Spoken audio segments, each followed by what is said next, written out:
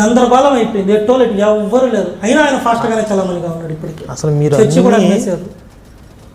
Main edition front పేజీలో తాటికాయంత అక్షరాలతో news వేయాల్సిన ఐటమ్స్ చెప్తున్నారు అన్నీ అసలు. అదే ఇప్పటికి ఆయన ఫాస్ట్.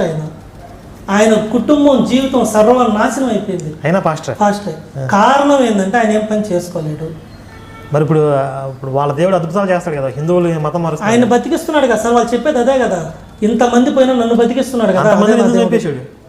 అది సంబంధం లేదు, నేను బతుకున్నాను కదా. ఇప్పుడు రోగాలు వచ్చిన వాళ్ళని మతం మార్చే కాపాడలేకపోయాడు. వాళ్ళ భార్య క్యాన్సర్తో చనిపోయింది. ఫాస్టర్ గారు భార్య క్యాన్సర్తో చనిపోయింది.